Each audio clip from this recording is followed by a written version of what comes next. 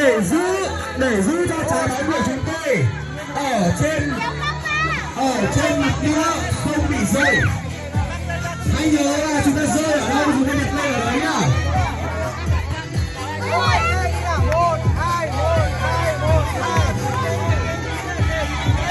Cố lên. Hất vào bỏ à? Hất vào hay bỏ lại đây?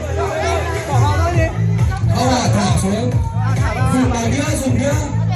Hạ tốc xuống, hạ tốc xuống. Hạ tốc xuống. Không được dùng bàn, không được cầm lần lại, không được cầm lần lại. Không được cầm lần lại. Một người đứng, tất cả người ngồi làm sao thả được.